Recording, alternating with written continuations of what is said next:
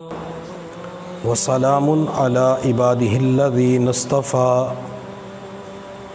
اما بعد فاعوذ باللہ من الشیطان الرجیم بسم اللہ الرحمن الرحیم ان تبدوه او تخفوه يحاسبكم به اللہ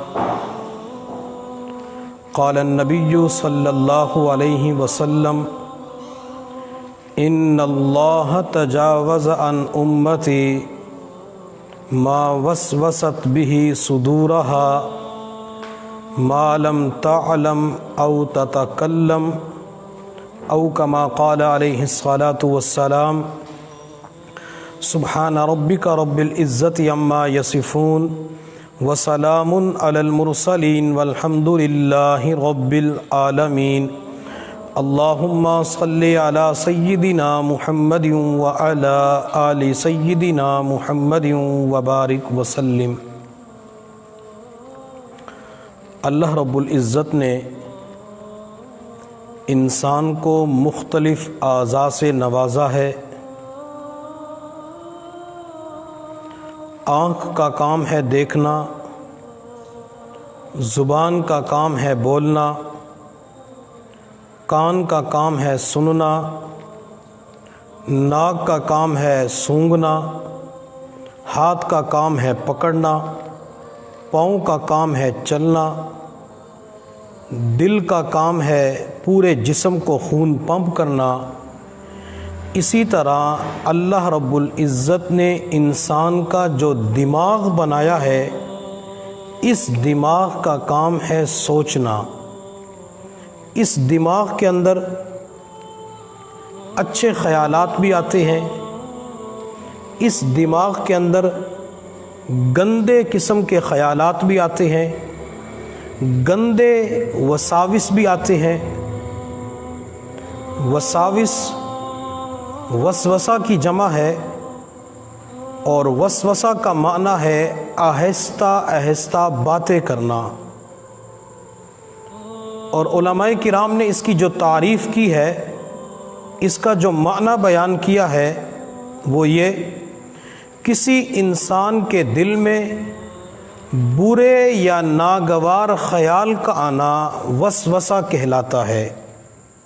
ہمارا چونکہ آج کا موضوع ہے وسوسوں، وساوس اور شک سے نجات پائیے۔ وسوسہ عموماً شیطان کی طرف سے ہوتا ہے۔ شیطان انسان کے دل کے باہر بیٹھ کر پریشان کن اور برے خیالات ڈالتا رہتا ہے۔ اور میرے محبوب صلی اللہ علیہ وسلم نے ارشاد فرمایا، شیطان انسان کے جسم میں اس طرح دوڑتا ہے جس طرح انسان کی رگوں کے اندر خون گردش کرتا ہے، خون دوڑتا ہے۔ محدثین فرماتے ہیں کہ اس حدیث کے بہت سارے مطالب ہیں۔ ایک مطلب یہ بھی ہے کہ شیطان انسان کو گمراہ کرنے کی قدرت رکھتا ہے۔ حضرت ابو ہریرہ رضی اللہ تعالی عنہ سے روایت ہے، حضور صلی اللہ علیہ وسلم نے ارشاد فرمایا، تم میں سے کسی آدمی کے پاس شیطان آتا ہے اور شیطان اس سے باتیں کرتا ہے۔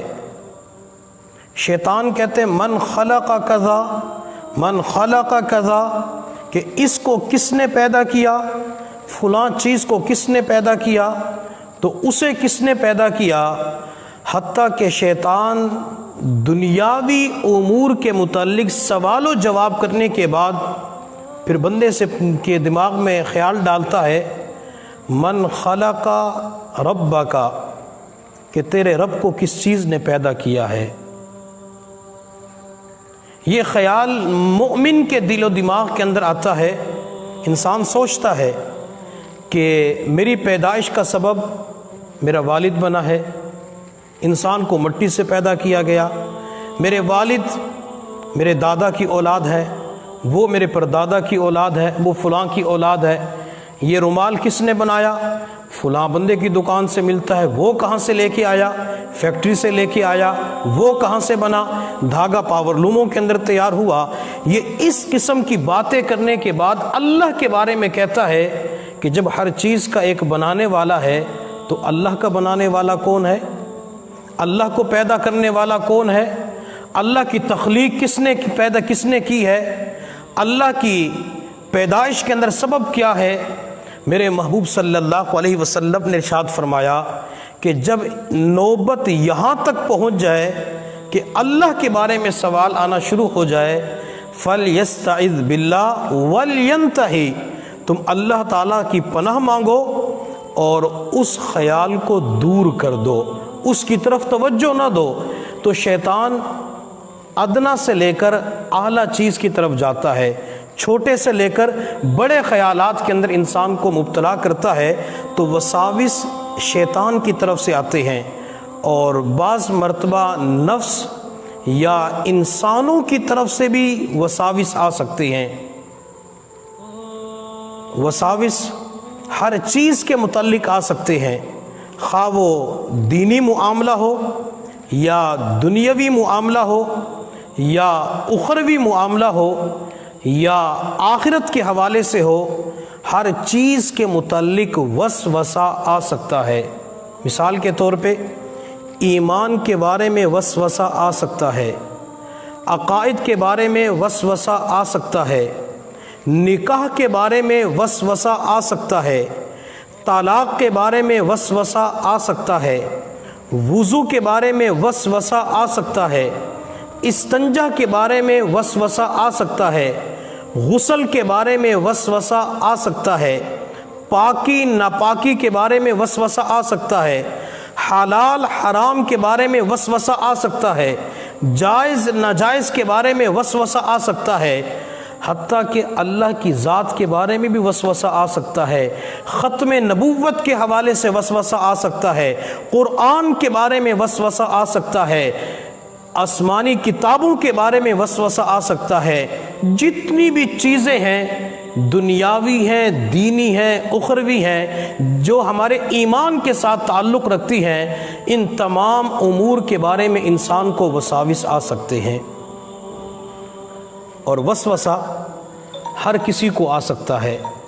وسوسہ بچے کو بھی آ سکتا ہے، وسوسہ جوان کو بھی آ سکتا ہے، وسوسہ بوڑھے کو بھی آ سکتا ہے، وسوسہ امیر کو بھی آ سکتا ہے، غریب کو بھی آ سکتا ہے، نیک کو بھی آ سکتا ہے، بد کو بھی آ سکتا ہے، عالم کو بھی آ سکتا ہے، جاہل کو بھی آ سکتا ہے، متقی کو بھی آ سکتا ہے اور گناہگار کو بھی آ سکتا ہے، گداگر کو بھی وسوسہ آ سکتا ہے، بادشاہ کو بھی وسوسہ آ سکتا ہے۔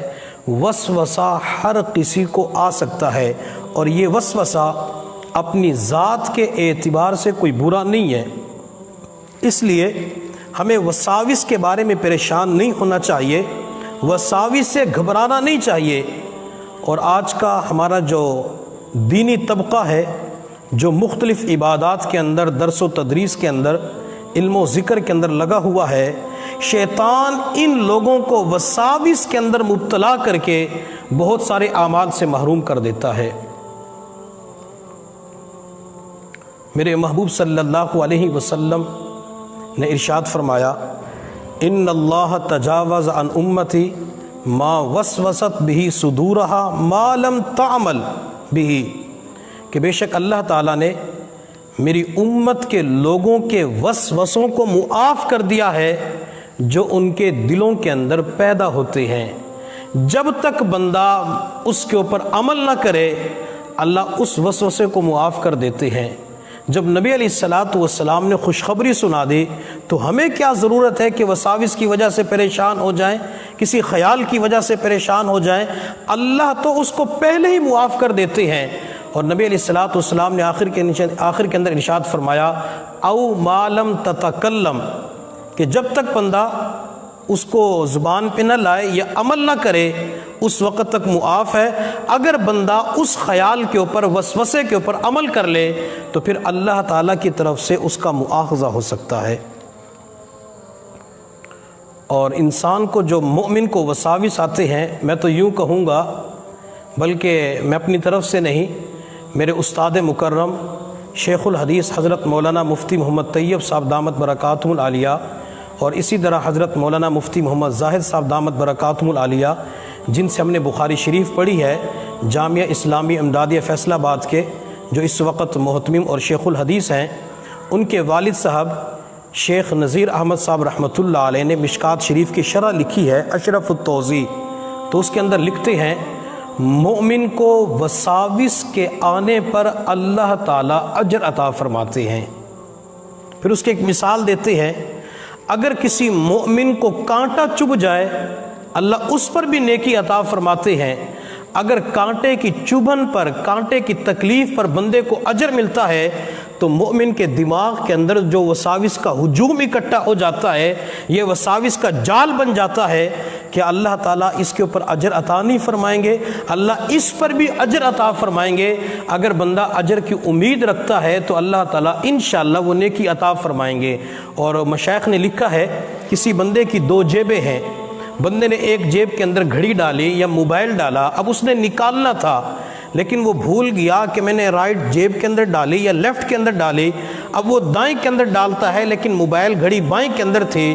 اب اس بندے کو جو تھوڑی سی ذہنی کوفت ہوئی ہے، اللہ اس پر بھی بندے کا ایک گناہ معاف فرماتے ہیں اور ایک نیکی عطا فرما دیتے ہیں۔ تو جب اس ذہنی کوفت کے اوپر جو چھوٹی سی کوفت ہے اللہ تعالیٰ اجر عطا فرماتے ہیں، تو جس بندے کے دماغ کے اندر یہ گندے قسم کے خیالات خود بخود آتے ہیں تو اللہ تعالیٰ اس پر بھی بندے کو اجر عطا فرماتے ہیں۔ اور اگلی بات یہ سمجھ لیں کہ وساوس کی دو قسمیں ہیں،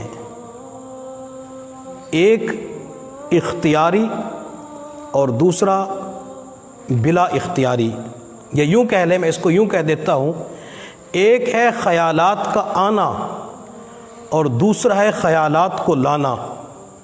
مثال کے طور پہ میرے پاس کوئی آتا ہے، وہ آ کے یہاں بیٹھ جاتا ہے، وہ خود آیا ہے، اور ایک بندے کا میں ہاتھ پکڑ کر اپنے پاس بٹھا لیتا ہوں، یہ ہے اس کو لانا، پہلا آیا اور دوسرے کو لایا گیا۔ جو خیالات خود بخود آتے ہیں، وساوس آتے ہیں، گندے قسم کے خیالات کسی بھی حوالے سے ہیں، اس کے اوپر اللہ کی طرف سے مؤاخذہ نہیں ہے، اس کے اوپر اللہ کی طرف سے پکڑ نہیں ہے، اللہ اس کو معاف فرما دیتے ہیں۔ میرے محبوب صلی اللہ علیہ وسلم کی خدمت کے اندر صحابہ کرام نے وساوس کی شکایت کی کہ ہمیں وساوس آتے ہیں، تو میرے محبوب صلی اللہ علیہ وسلم نے ارشاد فرمایا، کیا واقعی تم نے اس چیز کو محسوس کیا ہے؟ وساوس کن کو آ رہے ہیں؟ صحابہ کو، اور نبوت فرما رہی ہے کیا واقعی تم نے اس چیز کو محسوس کیا ہے؟ آپ نے یہ نہیں فرمایا کیا واقعی تم لائے ہو، بلکہ آپ نے فرمایا کہ تم محسوس کرتے ہو۔ محسوس لانے کا نہیں ہوتا بلکہ آنے کا ہوتا ہے۔ تو حضرات صحابہ کرام نے عرض کیا، جی اللہ کے نبی، ہم اسے گراں سمجھتے ہیں۔ اب یہ جو نبی علیہ السلام نے فرمایا کہ تم نے اس کو محسوس کیا ہے، اس کے دو مطلب ہیں۔ ایک مطلب یہ ہے کہ جو خیالات وساوس آتے ہیں تم اس کو گراں سمجھتے ہو، تم اس کو برا سمجھتے ہو۔ اگر وساوس کو گراں اور برا سمجھتے ہو، ذاک کا صریح الایمان، یہ تو صریح ایمان کی علامت ہے۔ اور دوسرا اس جملے کا مطلب یہ ہے، کیا تمہیں بھی وساوس آنا شروع ہو گئے؟ تمہیں بھی خیالات آنا شروع ہو گئے؟ اگر وساوس آتے ہیں تو یہ وساوس کا آنا کھلے ایمان کی علامت ہے۔ تو مومن کو جو وساوس آتے ہیں یہ ایمان کی علامت ہے۔ اور یہ وساوس کون ڈالتا ہے؟ میں نے شروع کے اندر بتلایا، شیطان ڈالتا ہے۔ اور شیطان ہمارا دوست نہیں، فرینڈ نہیں، بلکہ ہمارا ازلی ابدی دشمن ہے۔ اِنَّهُ لَكُمْ عَدُوٌّ مُبِينٌ، اللہ فرماتے ہیں میں نے تمہارا دشمن بنا، اسے دشمن بنا کے رکھو، یہ تمہارا کھلا دشمن ہے۔ اور دنیا کے اندر دشمن ڈاکو ہمیشہ کے لیے قیمتی سرمائے کے اوپر ڈاکہ ڈالتا ہے، قیمتی دولت کے اوپر ڈاکہ ڈالتا ہے، اور بندے کے دل کے اندر جو سب سے قیمتی چیز ہے اس سرمایہ کا نام، اس دولت کا نام ایمان ہے۔ تو شیطان گندے خیالات وساوس ڈال کے بندے کو محروم کرنا چاہتا ہے، اور اگر کوئی بندہ ان کو برا سمجھتا ہے اور بندہ پریشان ہو جاتا ہے تو اس کے اوپر علماء کرام مشائخ فرماتے ہیں کہ بندے کو اللہ کا شکر ادا کرنا چاہیے، اللہ تیرا شکر ہے کہ تو نے مجھے ایمان نصیب فرمایا ہے، چونکہ نبی علیہ السلام نے ارشاد فرما دیا کہ جس کو خیالات آتے ہیں تو یہ کھلے ایمان کی علامت ہے۔ تو اس حدیث مبارکہ سے ایک بات تو یہ پتہ چلی کہ نیک لوگوں کو وساوس آ سکتے ہیں، کاملین کو وساوس آ سکتے ہیں، نمازی کو، روزے دار کو روزے کی حالت میں، نمازی کو نماز کی حالت میں، اور حج کرنے والے کو حج کے ایام میں، عمرہ کرنے والے کو طواف کے دوران، صفا مروہ کی سعی کے دوران، قرآن کی تلاوت کرتے ہوئے، صلاۃ و تسبیح کی نماز پڑھتے ہوئے، مراقبہ کرتے ہوئے، الا اللہ کی ضربیں لگاتے ہوئے، صحبت کے اندر بیٹھے ہوئے، یہ وساوس اور خیالات آ سکتے ہیں۔ اس کی مثال دلیل کہہ لیں، حضور صلی اللہ علیہ وسلم کے ایک صحابی ہیں حضرت حنظلہ رضی اللہ تعالی عنہ، وہ اپنے گھر سے باہر تشریف لائے، انہوں نے کہنا شروع کر دیا نافق حنظلہ، نافق حنظلہ، حنظلہ منافق ہو گیا، حنظلہ منافق ہو گیا۔ صحابی منافق نہیں ہو سکتا، صحابی کا درجہ تو بہت اونچا ہے۔ میرے محبوب نے فرمایا جس نے کسی صحابی کی زیارت کی یوں سمجھ لو اس نے میری زیارت کی ہے۔ صحابی کا درجہ، مقام اور مرتبہ بہت بلند ہے۔ حنظلہ فرماتے ہیں کہ میں تو منافق ہو گیا۔ سیدنا ابو بکر صدیق رضی اللہ تعالی عنہ کو وہاں سے گزر ہوا تو آپ نے فرمایا حنظلہ کیسے منافق ہو گئے؟ تو کہنے لگے جب نبی علیہ السلام کی مجلس میں بیٹھتے ہیں تو کیفیت اور ہوتی ہے، بچوں کے پاس آتے ہیں تو بیوی بچوں کے اندر مشغول ہو جاتے ہیں، لگتا یہ کہ حنظلہ منافق ہو گیا۔ اب حنظلہ نے کیا کچھ بھی نہیں، صرف خیال آیا اور اس خیال کی وجہ سے اپنے آپ کو یہ کہنا شروع کر دیا۔ نبی علیہ السلام کی مجلس کے اندر پہنچے، آپ نے ان کی اصلاح فرمائی۔ تو اس سے پتہ چلا اگر کسی مرید کو وساوس آتے ہیں، کوئی بھی خیال آتا ہے تو اپنے شیخ کی طرف رجوع کرے تاکہ شیخ اس کا علاج تجویز کرے، اس کا طریقہ بتلائے تاکہ بندہ وساوس سے محفوظ ہو سکے۔ نبی علیہ السلام نے فرمایا حنظلہ تمہاری جو کیفیت میری مجلس کے اندر بنتی ہے، اگر یہی کیفیت ہر وقت رہے تو فرشتے تم سے بازار کے اندر بستر کے اوپر مصافحہ کرنا شروع کر دیں۔ تو نیک لوگوں کو وساوس آ سکتے ہیں، بلکہ ایک حدیث کے اندر صحابہ کرام کے بارے میں آتا ہے صحابہ کرام کو ایسے وساوس آتے تھے، صحابہ فرماتے ہیں کہ ہم ان وساوس کو زبان پہ لانا پسند نہیں کرتے بلکہ اس بات کو پسند کرتے ہیں کہ جل کے کوئلہ بن جائیں۔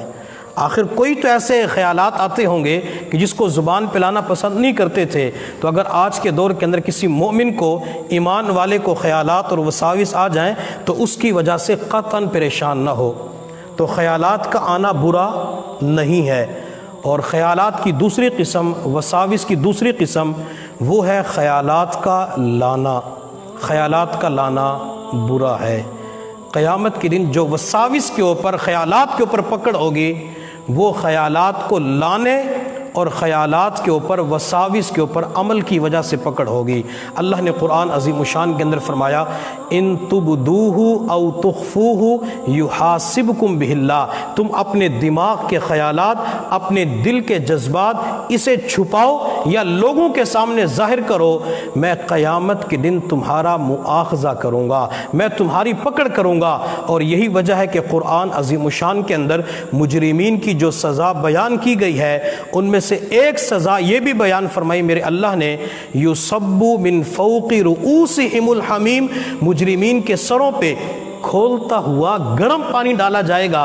اب یہ کھولتا ہوا گرم پانی کیوں ڈالا جائے گا؟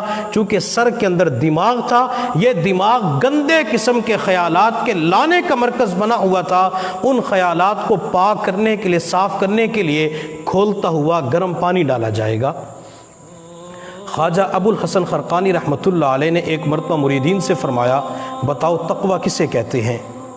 مختلف قسم کے جوابات دیے گئے، آخر کے اندر خواجہ ابو الحسن خرقانی رحمۃ اللہ علیہ نے فرمایا تقوی کا ادنا درجہ یہ ہے کہ انسان گناہ نہ کرے، اور تقوی کا اعلیٰ درجہ یہ ہے انسان کے دماغ کے خیالات، انسان کے دل کے جذبات اتنے پاکیزہ اور صاف ستھرے ہوں کہ ان خیالات اور جذبات کو مجسم کر کے پلیٹ کے اندر رکھ کر برسر عام لوگوں کے سامنے پھرایا جائے، اس پر بندے کو بالکل ندامت نہ ہو، یہ تقویٰ کا اعلیٰ درجہ ہے۔ آج کا انسان نیک بنتا ہے، لیکن اس کے دماغ کے اندر آنے جانے والے خیالات، دل کے اندر اٹھنے والے گناہوں کے جذبات، اگر یہ کسی کو پتہ چل جائے تو شاید کوئی بندہ سلام بھی نہ کرے، کوئی بندہ پانی بھی نہ پلائے۔ اس لیے ہمیں اپنے دماغ کے خیالات کی حفاظت کرنی چاہیے، اور بعض مشائخ علماء کرام نے لکھا ہے کہ اگر کوئی خیال خود بخود آتا ہے لیکن بندہ اس کی مہمان نوازی کرنا شروع کر دیتا ہے، اسے طول دینا شروع کر دیتا ہے، اس کے تانے بانے بننا شروع کر دیتا ہے، تو اس پر بھی اللہ تعالیٰ کی طرف سے پکڑ ہو سکتی ہے۔ بعض مرتبہ مرد حضرات یا خواتین کہتی ہیں کہ ہمیں گندے خیالات آتے ہیں تو یہ کیسے ختم ہوں گے؟ یہ ختم نہیں ہو سکتے۔ ذکر کی وجہ سے اچھے خیالات آئیں گے، گناہوں کی وجہ سے برے خیالات آئیں گے۔ اب ایک بندہ ہے، اس کی آنکھ کا کام ہے دیکھنا، زبان کا کام بولنا، کان کا کام سننا، دماغ کا کام سوچنا۔ اب بندہ کہے کہ میری زبان جو ہے دیکھنا شروع کر دے، ایسا نہیں ہو سکتا۔ آنکھ بولنا شروع کر دے، ایسا نہیں ہو سکتا۔ ہاتھ پورے جسم کو خون پمپ کرنا شروع کر دے، ایسا نہیں ہو سکتا۔ اللہ نے جب دماغ سوچنے کے لیے، خیالات کے لیے بنایا ہے تو اس دماغ کے اندر خیالات تو آئیں گے۔ اب وہ بندے کے اوپر منحصر ہے کہ وہ اچھے خیالات کو لانا چاہتا ہے یا برے خیالات کو لانا چاہتا ہے۔ اچھے خیالات ذکر کی وجہ سے آتے ہیں، اچھے خیالات نیک اعمال کی وجہ سے آتے ہیں، تو خیالات کا آنا برا نہیں ہے، بلکہ خیالات کو لانا برا ہے۔ اس لیے خیالات کو نہیں لانا چاہیے، اور اسی طرح خیالات کے اوپر جو گندے قسم کے خیالات یہ وساوس ہوتے ہیں ان کے اوپر عمل بھی نہیں کرنا چاہیے۔ اسی طرح ایک بندہ مومن ہے، اس کے دل کے اندر ایمان ہے اور دماغ کے اندر گندے قسم کے خیالات آتے ہیں، بندہ ان وساوس کو، خیالات کو برا سمجھتا ہے تو اللہ تعالیٰ اس پر بھی بندے کو اجر اور نیکی عطا فرماتے ہیں۔ اگر کوئی بندہ خیالات کو، وساوس کو برا سمجھتا ہے تو اسے اللہ کا شکر ادا کرنا چاہیے کہ اللہ تو نے اتنا احساس تو مجھے عطا کر دیا، اتنی نعمت ندامت والی عطا کر دی کہ جس کی وجہ سے مجھے پتہ چل گیا کہ یہ کام ٹھیک نہیں ہے، یہ کام غلط ہے، یہ صحیح ہے، یہ غلط ہے، یہ برا ہے، یہ اچھا ہے۔ یہ اتنی صلاحیت میرے اندر پیدا کر دی، اللہ تیرا شکر ہے جب تو نے یہ نعمت عطا فرما دی، اب میرے دماغ کے اندر سے گندے قسم کے خیالات کو ختم فرما دے۔ اللہ رب العزت کی بارگاہ میں دعا ہے اللہ تعالی ہم سب کے دماغ کے خیالات کو پاکیزہ بنائے، اور اللہ تعالی ہمارے دلوں کے جذبات کو پاک صاف ستھرا بنائے۔